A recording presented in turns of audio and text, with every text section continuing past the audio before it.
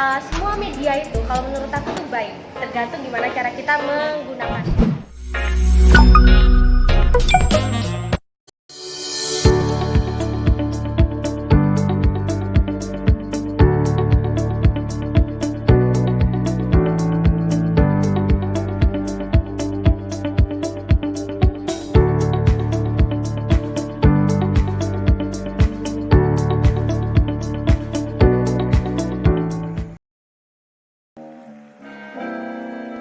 Halo teman-teman. Hai, selamat malam nih. Kembali lagi di Bincang-Bincang Santai. Kita kedatangan tamu yang sangat spesial sekali. Halo Kak, boleh dikenalkan nih? Halo semua, perkenalkan aku Rizky Mutiara Sukma dan aku Perbiner Duta Lalu Lintas Kabupaten Lamongan 2020. Wah, sangat berprestasi sekali kakak ini. Oke nih Kak, aku mau tanya-tanya. Silahkan. Oke, apa sih aktif sosial sendiri bagi kakak? Oke. Diksi sosial, istilah sosial itu sebenarnya udah sangat lekat banget sama kehidupan manusia. Seperti yang kita ketahui bahwa manusia itu makhluk sosial, begitu kan? Di mana manusia itu membutuhkan interaksi antara satu manusia dengan manusia yang lain untuk membentuk kehidupannya, gitu. Karena memang mereka bukan makhluk individualis ya, seperti itu. Nah, bagaimana nih cara dan proses kakak dalam bersosialisasi sendiri? Nah, tapi ini aku tanyanya konteksnya dengan dunia realita sama dunia nyata.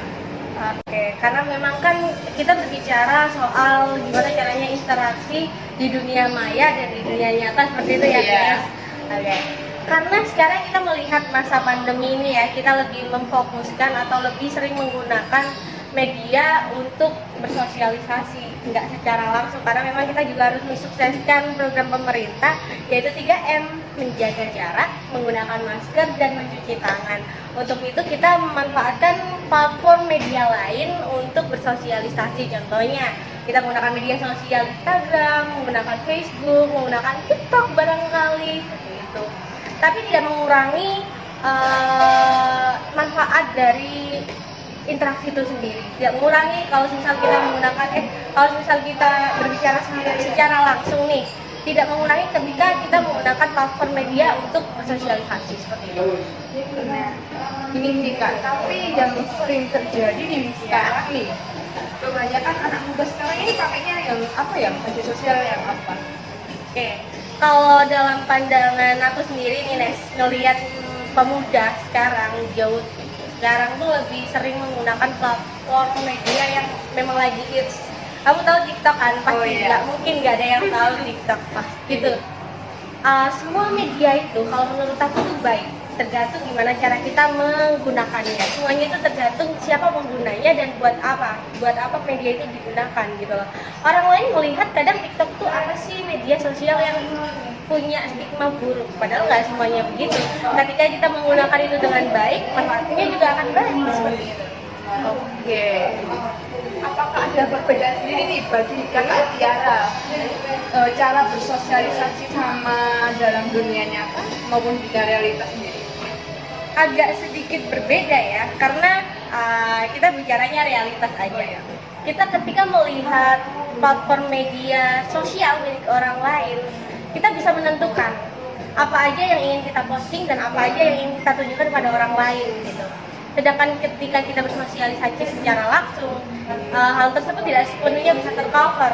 Contohnya, kalau misal kita memposting suatu hal di Instagram seperti itu ya, kita kan nggak mungkin kita posting yang jelek-jelek, nggak mungkin banget kan. Kita pasti postingnya yang baik-baik.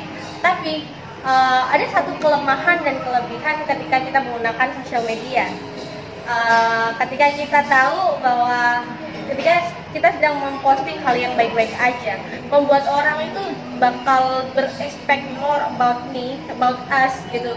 Padahal kita juga sama seperti mereka. Kadang itu kan mereka hanya ingin melihat apa yang memang mereka lihat dan apa yang sebenarnya ingin kita perlihatkan seperti itu. Sedangkan kalau kita berinteraksi secara langsung, kita bisa mengetahui di mana orang itu moodnya yang baik atau enggak. Terus kemudian komunikasinya juga menurut saya akan lebih lancar karena memang tidak terhalang oleh sinyal ataupun hal yang sebagainya. Seperti itu. Oh, berarti selama ini kakak suka yang media-media gitu lah ya? Bukan suka sih, lebih ke tuntutan dan memang karena kita harus menyesuaikan ke zaman ya. Kan nggak mungkin ya, kita sebagai manusia kan harus berkembang, harus memanfaatkan teknologi yang sudah ada. Kalau kita memang tidak mau membuka diri ya, konsekuensinya kita nggak akan berkembang selama itu. Oke. Terus nih selama pandemi juga nih, apa yang kakak rasakan? Selama pandemi ada beberapa perubahan sih yang saya rasakan, apalagi di bidang sosial. Sedikit merasa kesepian, iya, karena memang dulu kan hampir 24/7 itu kita ketemu sama orang, kita sering jalan-jalan lah sama temen, dan itu nggak dipungkirin lagi gitu loh. Setelah tiba-tiba pandemi datang dan kita diharuskan untuk stay at home, pasti akan ada culture shock gitu gak sih? Karena memang sebelumnya oh yes kita jalan-jalan tiba-tiba harus di rumah gitu. Tapi itu bukan suatu hal yang negatif sih, karena memang itu membuat kita lebih terstimulus aja dekat sama orang-orang sebenarnya dekat sama kita kayak keluarga contohnya, itu membuat kita lebih feel time gitu loh sama keluarga. Akan ada hal-hal yang bisa disyukuri sih kalau menurut aku dari pandemi ini, dari bidang interaksi itu sendiri. Berarti tidak memungkiri kakak untuk menciptakan hal yang lebih negatif gitu lah ya? Iya, gitu. Kadang itu kan kita kembali ke diri kita masing-masing. Ketika kita pandemi, semua kegiatan akan dilakukan di rumah. Bahkan kerja pun kita WFH, apalagi kuliah. Yang kuliah pasti kuliah offline dong.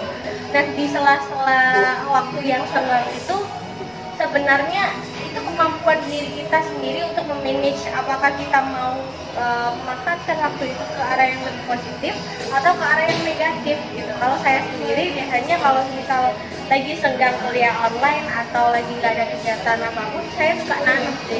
Jadi sebisa mungkin apapun yang saya lakukan itu berdampak positif gitu, karena memang tidak bisa dipungkiri lagi kalau kita di rumah terus kan juga stres. Iya, pasti sih, itu pasti. Terus nih kak, Ya.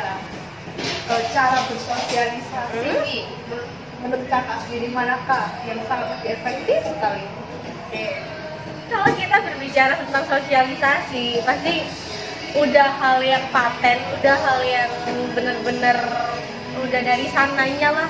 Kalau kita sosialisasi itu harus secara langsung gitu. Media sosial itu hanya opsi kedua ketika kita tidak bisa melakukan sosialisasi secara langsung.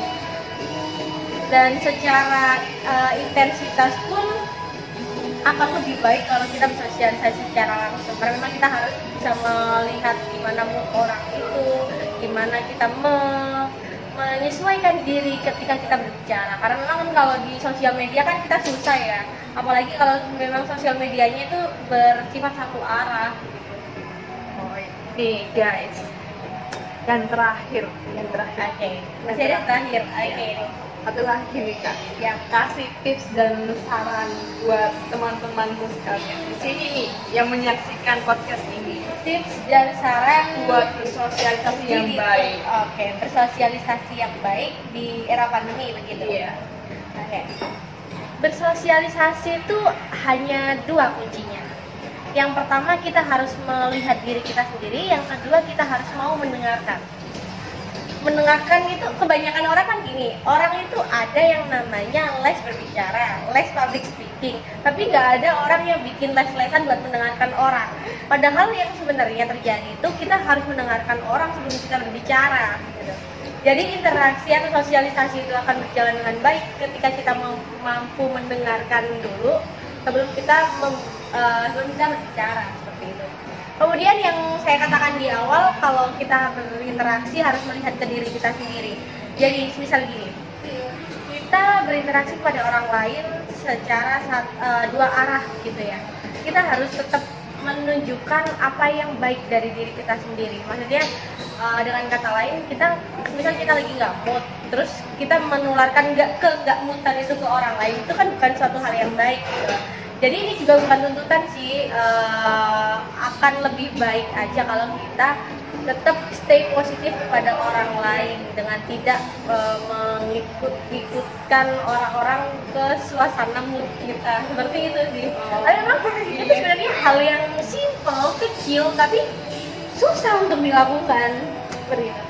Sangat pasti nih kak. Wah, benar-benar good job sekali kakak satu ini guys.